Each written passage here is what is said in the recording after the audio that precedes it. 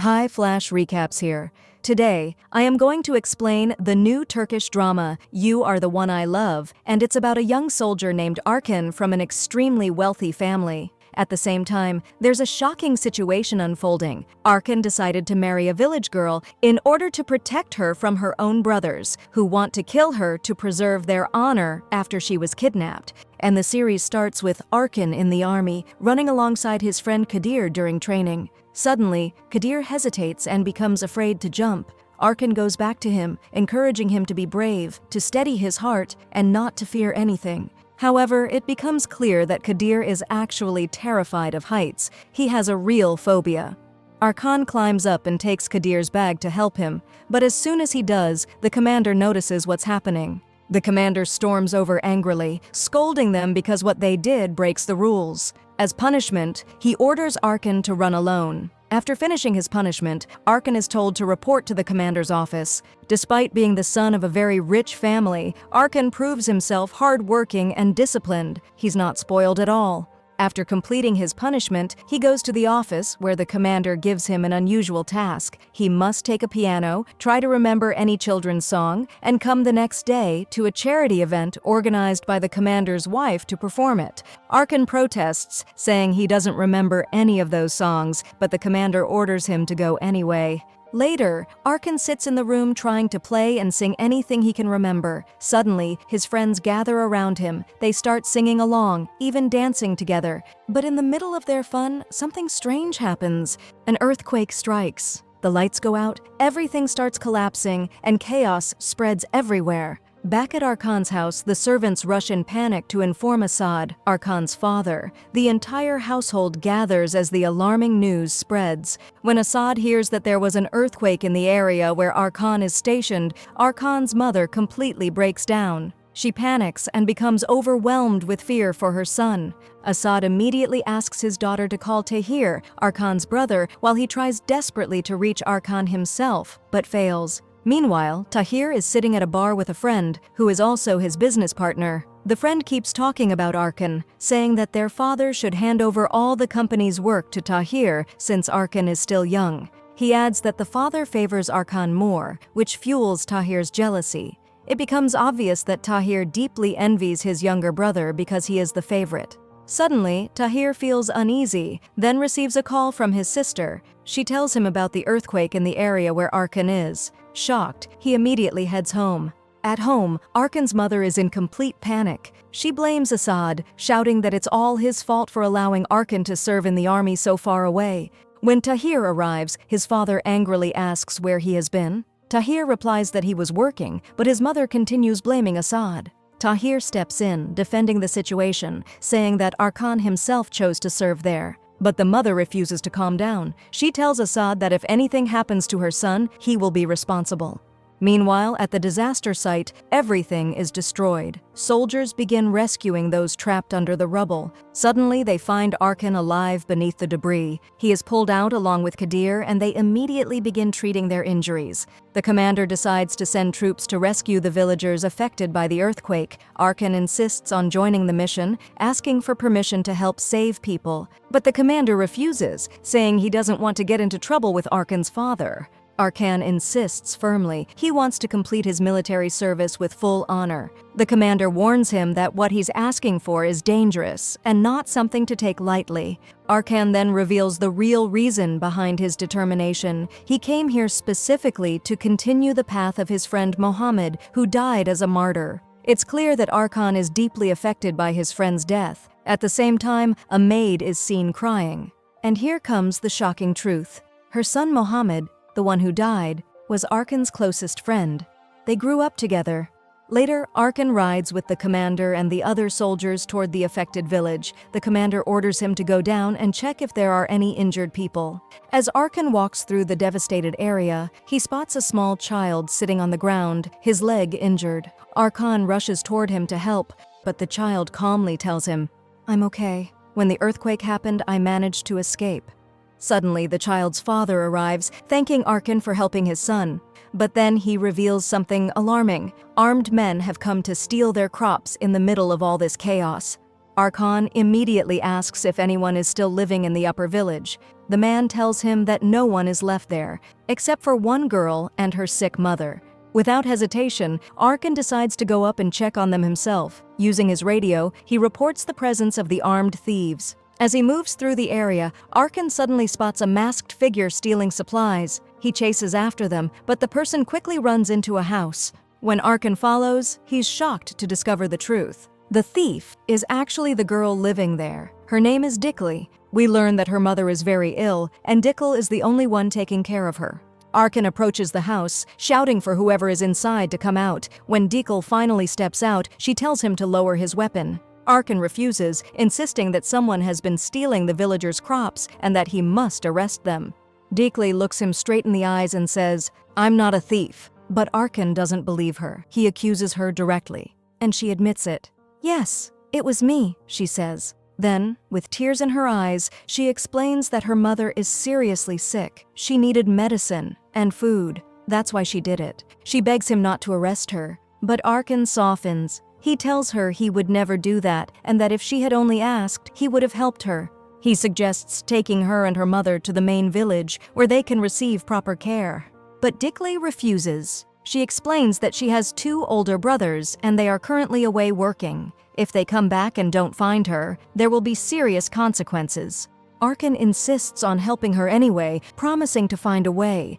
Trying to show gratitude, Dickel offers to prepare food for him, assuming he must be hungry. Arkan smiles slightly and admits, "I actually am hungry," thanking her. But outside, danger is waiting. The armed men who were stealing crops are watching from a distance. They decide to wait until Arkan leaves before making their move. They've discovered that Dickel's brothers are smugglers, and they plan to kidnap her and take her out of the country. They agree to strike as soon as Arkan is gone. The next day, back in the city, Tahir is sitting outside when his sister comes to him, noticing his worry. He tells her he's afraid something might happen to Arkan. She reassures him, saying Arkan will be fine. But Tahir replies bitterly, "If anything happens to him, father will blame me, just like always." It becomes clear that Tahir suffers from an illness and has a complicated, strained relationship with his father. Inside the house, the entire family is gathered, anxious and waiting. Finally, Assad receives news that Arkan is alive. Relieved, he immediately asks to speak with him, but the commander informs him that Arkan has gone out on a patrol, one he volunteered for. This makes Assad furious. He orders the commander to contact him as soon as Arkan returns. Meanwhile, Arkan's mother is deeply upset, angry that her son is risking his life so recklessly. Back in the village, Arkan sits with Dickley as she prepares food. She speaks to him with guilt, saying she feels ashamed for what she stole. Arkan reassures her, telling her it wasn't truly theft. She did it for her mother. He promises that when he returns, he'll repay everything she took. Then he tells her something that surprises her. He will send a doctor to treat her mother. Dickel's eyes light up with hope as she thanks him sincerely. At the same time, Arkan's fiancé lies in bed, crying, afraid of losing him. As Arkan continues talking with Dickley, he asks her age. She tells him she's 20 years old, but she has never left the village. Because of something that happened in the past, her brothers have forbidden her from going outside. She can't even read or write. This makes Arkan furious. He says that when her brothers return, he will speak to them and make them understand that they cannot treat her this way. But Dickel becomes terrified, begging him not to get involved with her brothers. After serving him food, she gently asks him to leave. Arkan walks away, deeply disturbed by how her brothers have treated her, but as he leaves, he runs into the armed men. They confront him, raising their weapons. Arkan points his gun at them and demands to know what they're doing. They tell him there are 3 of them and that he's as good as dead. They warn him not to interfere. They're taking the girl and leaving. Arkan refuses. A gunfight breaks out. Bullets fly from both sides. Arkan runs toward the house trying to protect Dickel, but he gets shot in the arm. Inside, Dickel is terrified for him. When Arkan enters the house, he's hit with a devastating sight. Dickel's mother is dead, killed by the gunfire. Dickel breaks down in uncontrollable tears, but Arkan quickly tells her there's no time to cry. She has to run. He promises to distract the attackers so she can escape, but Dickel refuses to leave him behind, saying she won't allow him to die. Meanwhile, the attackers decide not to risk staying any longer. Fearing someone might arrive, they grab Dickel and flee with her. At the same time, Arkan collapses, on the verge of death. As he loses consciousness, he sees Mohammed, his fallen friend. Arkan asks him, "Did I die?" Mohammed replies, "No, but you will if you don't hold on now." Then he tells him one last thing. "When you go back home, tell my mother to forgive me." Arkan slowly opens his eyes. At that exact moment, Dickel is being taken by the gang to an abandoned place. Meanwhile, an ambulance has already reached Arkan. His commander stands beside him, reassuring him that his injury is not serious.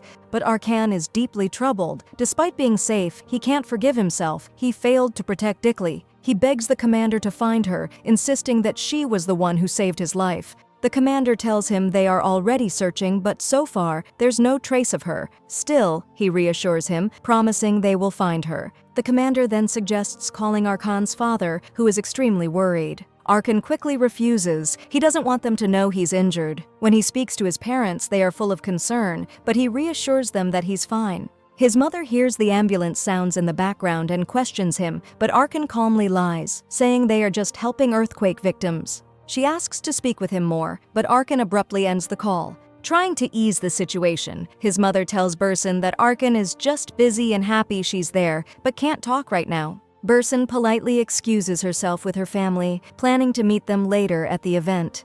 Back at the abandoned place, Dickel is held by the gang. One of the men asks to go to the bathroom, while another is injured and barely conscious. Another man approaches Dickel, getting closer and trying to touch her. She resists fiercely, but he steps even closer, saying coldly, "Since the soldier is dead, anyone can come near you now." At the hospital, Arkan is with Kadir, who suddenly gets a call. Kadir tells Arkan the news. They found Dickel. She's at the hospital, with her brothers.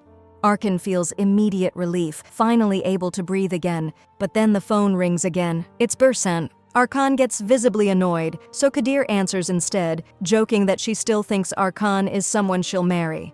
Arkan explains that they've known each other since childhood. When he finally speaks to her, she tells him she was terrified with worry and knew he wouldn't be able to call, so she called him instead. He reassures her that he's fine. She tells him they'll be reunited in just a week, but it's clear from his face, he's distracted. After ending the call, Kadir reminds him that she was his lover for years. But Arkan responds coldly, "That love is over? I don't feel anything for her anymore."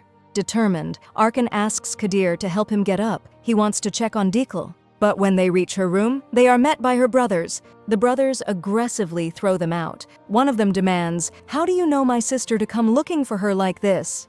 Arkan tries to stay calm, explaining that he's the soldier and didn't mean anything wrong. But they shut him down, saying it's none of his business. This is their problem. Arkan is shocked by their reaction. He turns to Kadir, wondering how they can think this way after everything she's been through. Meanwhile, inside the room, her brothers confront Dickel. One of them grabs her violently, hits her, and throws her to the ground. He demands to know how she knows Arkan. Dickel cries out, swearing she has done nothing wrong. The other brother, slightly calmer, tries to intervene, but the first insists they must ask the doctor.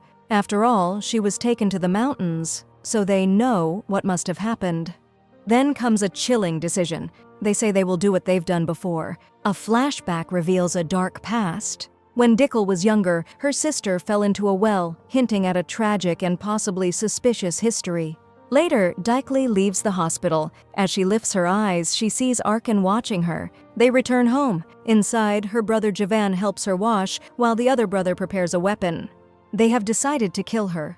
Just before carrying it out, Dickel asks for one final wish. To visit her mother's grave. They agree. But suddenly there's a knock on the door. When they open it, they find Arkan and Kadir standing there. They came to check on her. Her brothers explode with anger, threatening Arkan to leave immediately or someone else will die. Arkan refuses, shouting back, trying to force his way inside, but they block him. They accuse Dickel of being with men in the mountains, claiming they already know what happened and will deal with it. They warn that if she leaves, it will only be to her husband's house. Kadir pulls Arkan away to prevent things from escalating further. As they head back to the car, Arkan is deeply worried. They might kill her. Inside the house, the brothers make their final decision. There's no time for her last wish anymore. One of them raises the weapon, ready to kill her. At that exact moment, Arkan bursts in. He stops everything and declares, "I'm ready to marry her." The brother looks at him suspiciously. "A marriage in court?" Arkan answers firmly, "Yes, I'll speak to my commander today." He hands over his ID and gives them a deadline. "You have 24 hours. If I don't marry her, you can kill her." Arkan tries to take Dekal with him immediately, but her brother refuses, warning him not to trick them or take her anywhere else. He sends Javan along with them, making it clear if the marriage doesn't happen in time, he will kill her, no matter where she is. The four of them leave together in the car. Arkan looks at Dekal, trying to reassure her silently. They arrive at the military camp. Javan waits outside while Arkan goes in to speak with the commander. He explains everything that happened. The commander becomes furious, saying it's unacceptable for them to treat a soldier like this and that Arkan shouldn't have rushed into such a decision. He promises to handle the brothers, but Arkan stops him. "I don't want anything from you, except one thing. Finish the marriage procedures for me." The commander agrees. He tells Arkan to have Dekal complete the medical tests while he arranges everything else. Arkan goes back to Dekal and quietly tells her, "Your brother is watching us from outside, so don't call me commander anymore." Arkan looks at her gently and says, "Call me Arkan, just Arkan." Then, with a softer tone, he offers his condolences for her mother and promises, "I'll take you to her grave." He explains something important. This marriage won't be a real one. But Dekal misunderstands him at first and says nervously, "My brothers will never let me go." Arkan shakes his head and clarifies, "You got it wrong. I will marry you, but we won't complete the marriage. It'll only be on paper." Dekal looks confused, unable to fully grasp what he means. He continues, "We'll get married, and then I'll divorce you later." Her face fills with fear as she asks, "And what will happen to me after that? What about my brothers?" Arkan reassures her, "Don't think about the divorce now. First, we'll get married." Trying to hold on to a small dream, Dekal shyly asks him to bring her a wedding dress. Arkan hesitates, then says, "I don't think I can find one here. We might have to marry in these clothes." At that moment, the commander calls Arkan to come inside and complete the paperwork with the witnesses. Before leaving, Arkan shows Dekal where to go and tells her someone will guide her to the room. That night, Arkan and Kadir sneak into a dress shop. Arkan quietly takes a wedding dress, but instead of stealing it, he leaves money behind. He does it just to fulfill Dekal's small wish. Elsewhere, Bursan's mother is furious, telling her daughter, "Arkan doesn't even care about you, he doesn't even notice you." She tries to convince her that Arkan no longer loves her like before, but Bursan stubbornly refuses to believe it. "No, he still loves me. I know he does." Back at the camp, Arkan returns with the dress. When he enters, he finds Dekal singing softly to children. He pauses, surprised, then smiles and says, "I didn't expect that. Your voice is beautiful." He asks her to come with him and shows her the dress. Dekal's face lights up with pure joy. She's finally going to wear a wedding dress. Arkan reassures her, "Tomorrow we'll get married, and all of this will be over." As she puts on the dress, memories flood her mind. A painful flashback reveals how she once stabbed a man in self-defense and escaped from him. Arkan walks in, looking at her with quiet admiration. "The dress looks beautiful on you." He asks her to wear a red ribbon, but Dekal hesitates. "My brothers said I'm not allowed to wear it. They say I don't deserve something like that." Arkan immediately responds, firmly, "Don't ever say that about yourself again. They're the ones who are wrong, not you." He gently places the red ribbon on her himself. Then, together, they go to get married. The witnesses stand by as their marriage is officially declared. After the ceremony, Arkan and Dekal step outside. They greet her brothers and tension fills the air. Then Arkan tells Dekal he's taking her somewhere. He made her a promise, and he intends to keep it. Meanwhile, Inji walks down the stairs as reporters gather around her, asking if she has a moment to speak. She ignores them at first, then joins her niece and asks why everyone is just standing around. She asks Nilufar to guide them to their seats before finally addressing the press. Standing confidently, she says, "As an educational center, we will never abandon anyone in need, especially women and children. We will always strive to do better." She thanks everyone for their donations. At the same time, Assad sits in his office, visibly furious. He crumples a paper and throws it aside. Tahir enters, saying they came for signatures and that the secretary has brought the report. Assad angrily asks, "Who decided on this number? This budget is nothing. They want to put children in military centers that aren't even prepared. They need food, supplies, education, and we said we'd take care of everything. Arkan will start working there at the end of the week. So tell me, what is this amount supposed to cover?" Tahir explains that a large portion of the budget went to the hotel and he thought the rest would be enough as a contribution. Assad immediately orders the assistant to increase the budget, but Tahir protests, saying construction was about to begin. Assad dismisses him coldly. "We'll discuss it when Arkan returns." Tahir grows frustrated, insisting they're losing time and everything is ready to move forward. But Assad remains firm, repeating, "When Arkan comes back, we'll revisit it." Tahir finally snaps. "Why should we wait? If Arkan has a right in this company, then I do too." Assad cuts him off sharply. "That's enough, Tahir. I said no, and that means no." Tahir feels completely worthless. He looks at his father's pen and says bitterly, "It feels like this pen is more valuable to you than I am." He storms out, calling someone on the phone. "Just wait one more week. I know my brother will ruin the company in 2 days. And then I'll step in and fix everything." After hanging up, he walks through the company, visibly unstable. Suddenly, he collapses, suffering a seizure. Everyone rushes toward him as his father arrives, shouting at everyone before ordering them back to work. Then he looks at Tahir and says harshly, "In your condition, so you're still chasing the chairman's seat?" Meanwhile, Arkan and Dikle arrive at her mother's grave. Dikle breaks down in tears, speaking softly. "Look, Mom, Arkan kept his promise. He brought me to you. He didn't leave me in my brother's hands, and he even married me." She notices the grave marker and asks what's written on it. Arkan tells her it's just the grave number. She asks him for a pen and says, "Can you write my mother's name on it, so she won't feel alone? My brother will never come here again." Arkan nods gently. "I will, but I won't leave it like this. I'll fix the grave properly." She looks at him in disbelief. "Really?" He smiles. "Really?" He places a flower on the grave. Dikle looks at him with deep gratitude and says, "I don't know how to repay you for all of this." Arkan replies softly, "I'm just doing what I can, and I'm happy to see you smile again." Elsewhere, Inji continues speaking proudly. "You all know my son, Arkan Genji, is serving in the earthquake zone. Here at the association, we're collecting donations while he is out there helping people, and when he returns, he will be engaged to Bursan." She gestures toward Bursan, standing beside her, and continues, "At the right time, Bursan will take over the management of the association. She and Arkan will be the public face of our charity work." Arkan and Dikle walk side by side. He smiles and says, "What do you think? Should we take a picture for the memory? The background here looks really nice." She agrees shyly. Arkan takes several photos of her, then shows them to her, saying, "They look really beautiful." After that, they take a picture together, then continue walking. Meanwhile, we move to Nilufar and Fatouche. Fatouche says, "I really thought you'd go back to America after the divorce. There are so many places that would welcome a successful manager like you." Nilufar replies, "My father doesn't think that way." Then Inji steps in, saying, "Of course he doesn't, and I don't want that either. It's too far."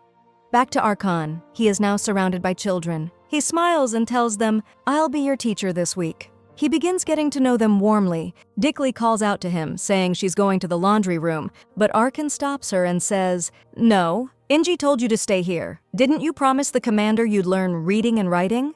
She nods. He continues, "Then this is your chance. Stay with me and help me until I'm done. Then you can start learning."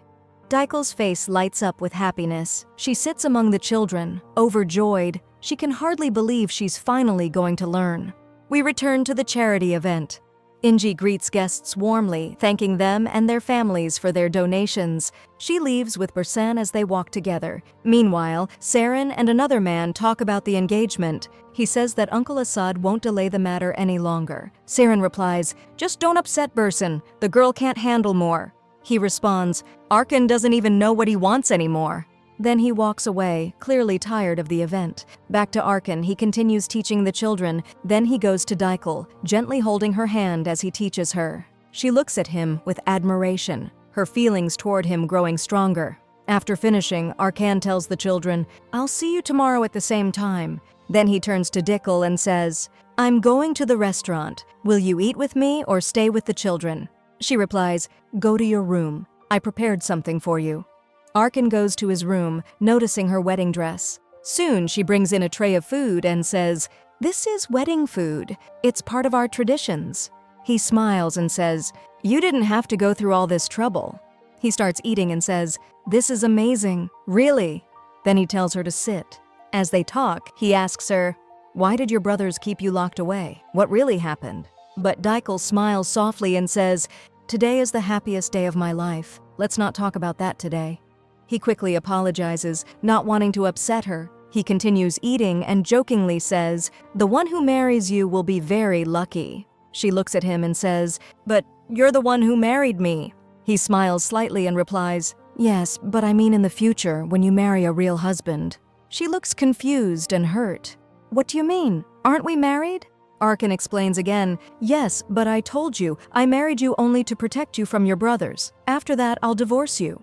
Daikel is shocked. "So, you're going to leave me? Then maybe I should just go back to my brothers now."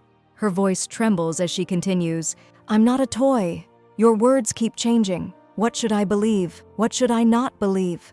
Arkin tries to explain, "All I care about is your safety, but you don't understand me." He asks her to sit down. She replies firmly, "I'll sit, only if you promise you won't divorce me." After a pause, he gives in. "Fine, sit. I won't divorce you." She looks at him seriously and asks, "Promise?" He answers, "Promise." Then he asks her if she wanted to say something. She nods and says, "Yes, I want to stay here tonight." He immediately refuses, "No, you can't. This is a military area. I don't want you to feel unsafe." She gently says, "When you finish your service, we can have a home together." Arkin hesitates, then says, "Let me just finish this week, then we'll see everything slowly." A week passes. Their service ends. Arkan and Kadir say their goodbyes. Kadir tells him he'll stay in Istanbul for a month, then travel to England to marry Fatima. Arkan offers to help him find a house and a job, telling him to call anytime he needs anything.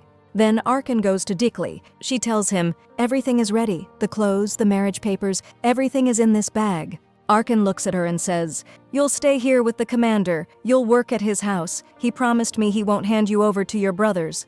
Dikli is stunned.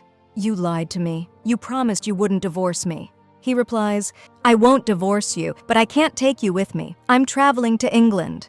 He adds, "Don't worry, I arranged everything for you." But she shakes her head firmly. "I don't accept this. I'll go back to my brothers and tell them my husband left me and didn't take me with him." Arkin gets frustrated and says, "Dikli, I'm not really your husband, I just saved your life, and instead of thanking me, you're making things harder." Her voice breaks as she says, "My mother is gone, my father is gone, and if you're not with me, my life has no meaning. I'd rather die than go back." She turns and walks away. Back at the house, Inji helps Assad adjust his clothes. She tells him she has spoken to Bursan's family, and they will arrive soon. She suggests they discuss the engagement immediately. Assad agrees, saying they must finalize this today because Hamdi is about to take legal action against the company, and their future depends on this marriage. Inji adds confidently, "Arkan promised me he'll come back and fix everything." At that moment, Arkan arrives. The entire family greets him warmly, happy to see him. But then comes the shock. Dikli walks in with him. Everyone freezes in disbelief. They all ask, "Who is she?" Arkan looks at them seriously and says, "There's something important I need to tell you." And here part 1 comes to an end. Subscribe for more video like this one, tap the bell icon, and don't forget to like the video. Thanks for watching.